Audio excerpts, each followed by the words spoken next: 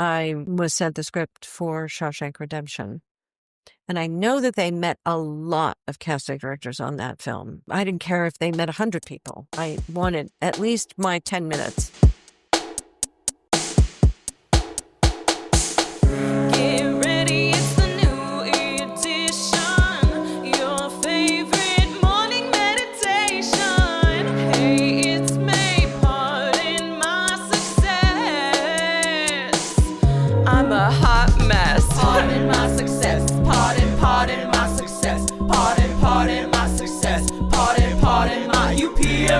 Hello, everybody, and welcome back to Pardon My Success. I am here today with Deb Aquila of the Aquila Studio, of casting lore, of Hollywood legend, and I am so excited to have you on today. How are you doing? Oh, great. Thank you. Thank you. That's quite an introduction.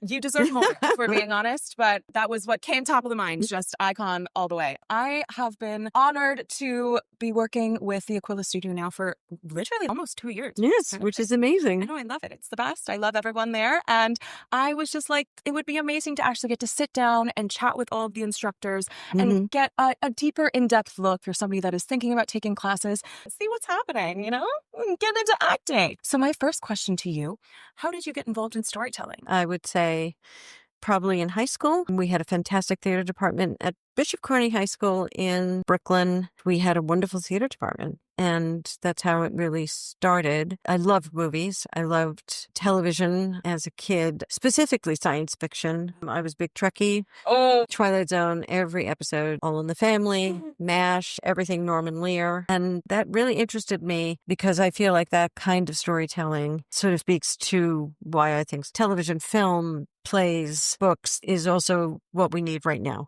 More of that. Absolutely. Just more creative things. Absolutely. How did you get involved in the arts originally? Well, my brother is a fantastic musician, though he's more in academia now, but he had a rock band in Brooklyn called Tight. Oh, They had a brass section. He played the drums. They had a lead singer, lead guitarist, keyboardist. They must have been 6 or 7. that's crazy. And they toured all over Brooklyn, and it was fantastic. And How old was he at this time? oh, he was young, very young. He did a lot of touring around Brooklyn, playing a lot of block parties and dances. And we used to have these fabulous Battle of the Bands at Bishop Kearny. Were you in the band?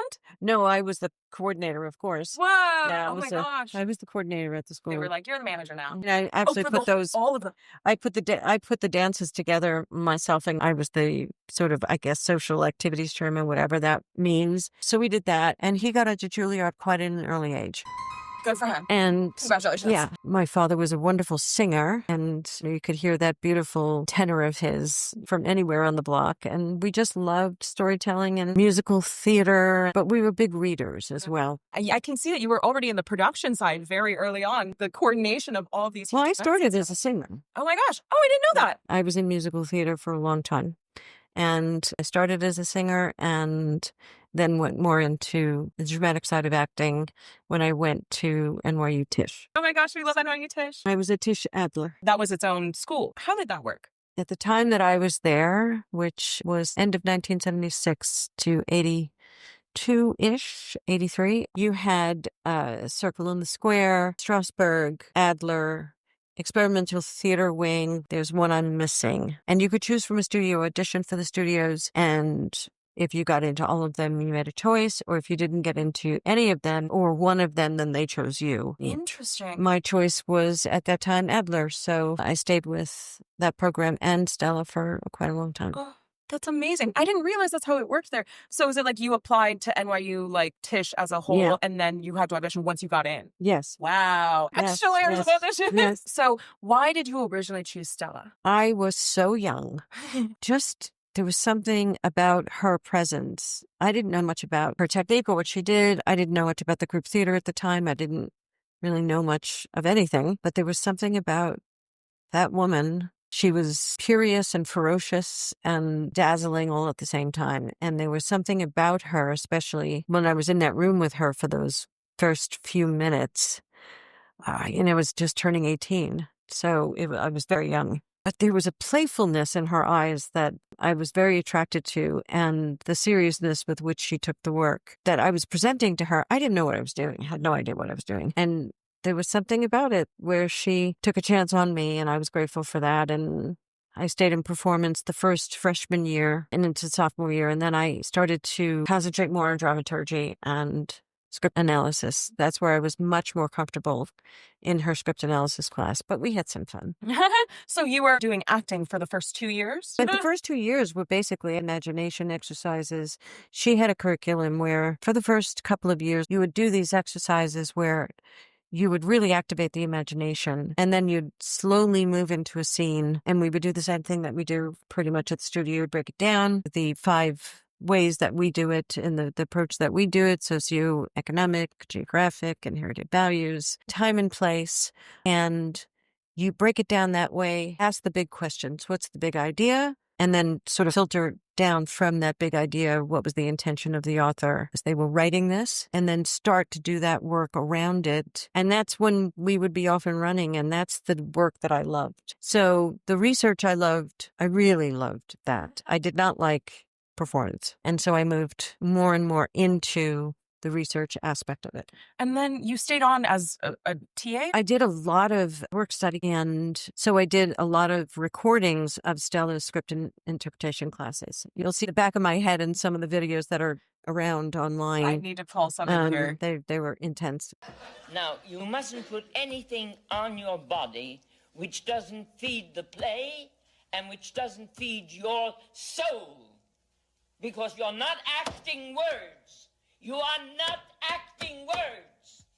That is not part of the tradition in which this playwright wrote a play.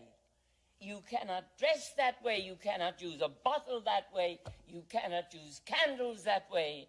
And I don't want to be subjected to it. Do you understand? I can't get anywhere with you in the part. And I apologize for not being prepared. I accept your apology, knowing that it will help you and that you will do a lot to change it. You did the Chekhov and you have the talent. What you don't have, which Americans don't have, are the style. And that you must achieve. But I loved videotaping her script analysis classes because it was just Stella speaking for 3-4 hours to just this room full of people. And the way she broke down the 20th century canon of playwrights, and it was mostly plays that we worked on, the breadth and the depth of knowledge this woman had at her fingertips. It was just inspiring. What's maybe a piece of advice that you think about all the time? Well, how do you know this is something that she would say to us all the time. And how do you know this in your body? What is your body doing in this moment as you're imagining this particular moment in a scene? What are you feeling emotionally? Remembering that it's not your story. It's to honor the writer, of course, and why they wrote it, what was on their minds, and telling the story that they wrote. But the Venn diagram intersects with how do I know this in your own nervous system, right? She wasn't big on substitution. Here people talk of the method. It's not something that we did. I was going to ask, did you ever take any classes with any of the other? I did. I used to go to the actor's studio all the time, and I would love to sit up in the rafters and look down from their eyes. I was sort of sneak up there and look down at the work that was being done on the stage. It was fascinating. So yes, I cheated on stuff. That's amazing. No, that's so cool. You yourself are an icon, and then you learn directly from icons. The family tree of icons is so beautiful and so incredible. And Mark Ruffalo stars right next to hers. That's so cute. Mark is just an incredibly gifted actor. Very nice person. Oh, well, that's incredible to hear. Love that. I mean, you have so much personal experience in this industry in Hollywood. How did you kind of jump to teacher? It's just like a tradition that you carry on. Calling the pretentious police, it's the same seed from the Adler tree. Promise made, a promise kept. Yeah, beautiful. I love that.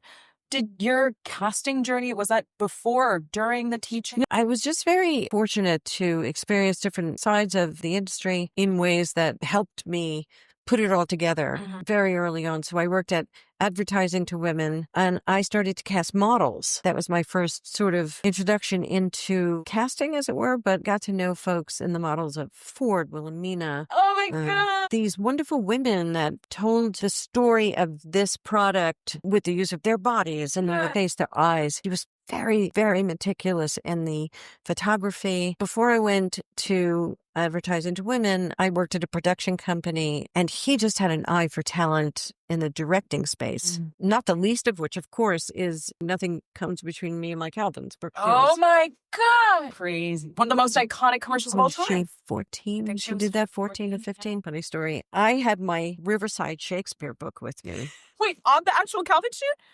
Yeah, I was just a PA, and I was running around getting everybody everything, and I was, again, so young. I was studying for Mario's class, and again, so young, I didn't understand really where I was and whose presence I was in.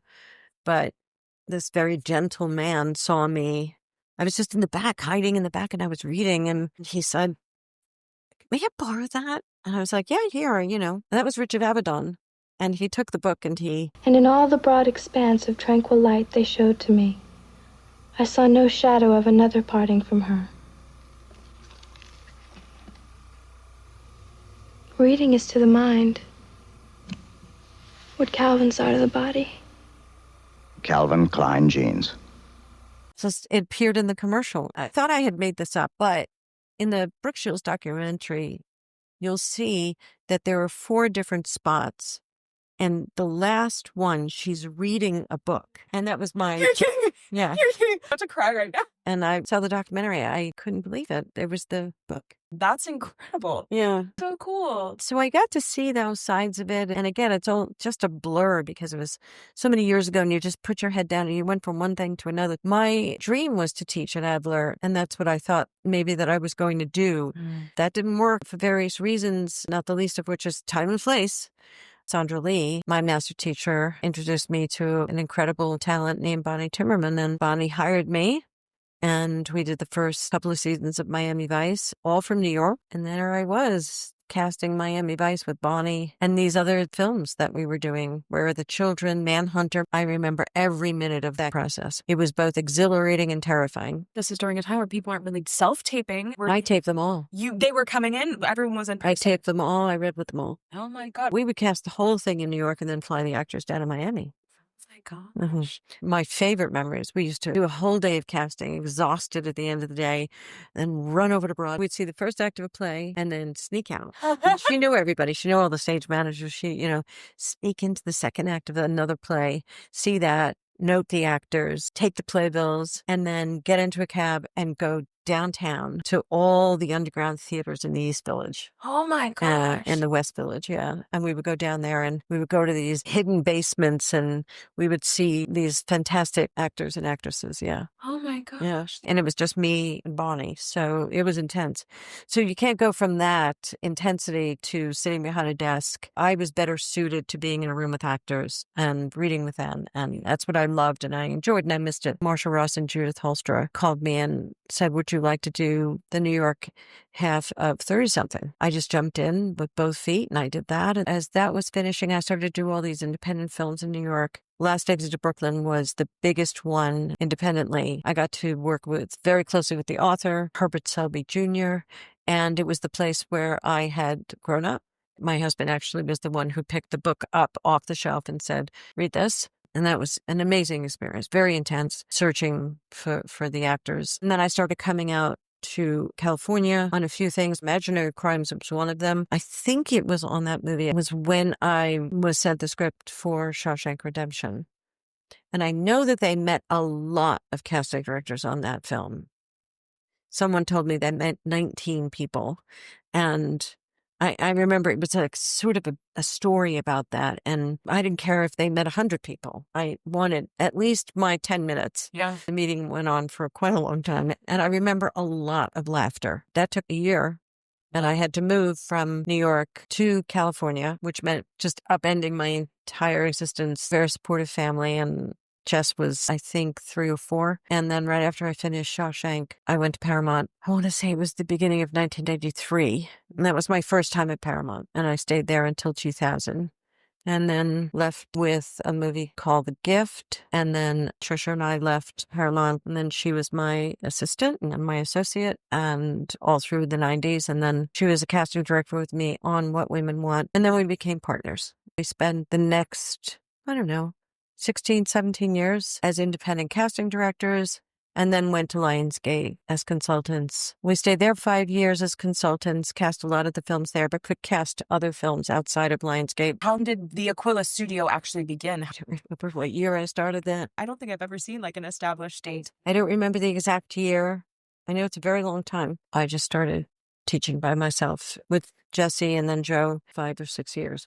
Oh my gosh. Oh, I didn't realize. How long have we been at the Blount and Melrose? Well, the pandemic interrupted. Yeah. We were all together for a while over at El Centro. I rented that space from theater planners, and then the pandemic hit. We went back to Paramount 2020.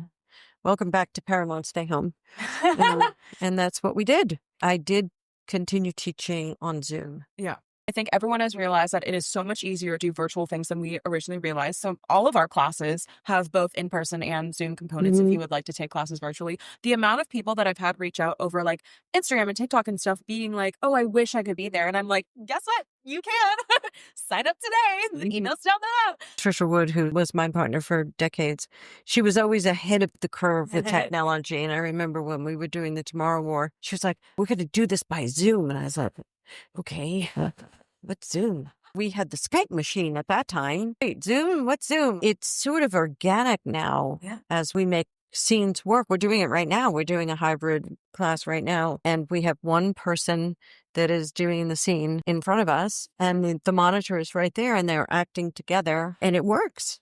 It works. So, yeah, it's really bringing us all together. I love it. Do you have a favorite acting class memory? I do remember this as if it were yesterday, and it was 40-something years ago. Stella used to create an exercise that went on for some weeks. You had to create your bedroom in your mind, in your imagination, and you had to live in it. Oh, my gosh. And you had to create it. You had to establish where things were on this bare stage. You had to move around in it, and then you would have to live in your bedroom and do the things that you would do in your bedroom as you're getting ready for work, or as you're getting ready for school, or changing your clothes, or reading a book, or organizing your book or your desk, or whatever you would do in your bedroom, make your bed. You would have to do that, and you can only move on to the next exercise when she saw your bedroom. When you saw it fully and experienced it fully, she saw it and experienced it fully. And only then were you allowed to move on to the next exercise. Did anyone get it on the first try? To be honest, I don't remember. I remember when you actually got it and you forgot that the class was there. You forgot that Stella was there. Ron was there. It was as if the stage lights came on. And then you were just living comfortably in your bedroom that wasn't there, but it was there in your head, in your imagination. There was nothing on the stage at all. But you were sitting on the bed, or you were making the bed, or you were washing up, or vacuuming, picking up the socks that you can never find from under the bed. That's pure imagination. And it was a joyful, joyful experiment. Yeah, it was such a feeling of accomplishment when she would smile and just nod her head. Like, really? You saw that? God, oh my God. Yeah, it was such a moment. I think everyone should try to do that. Well, we do that in our space. Yes, we do. Come do it in our space. And you can sign up down below. Everyone in LA should take an acting class. My final question for you. Do you have any last pieces of advice to young up-and-coming artists and creatives? Just do it. Just keep telling stories.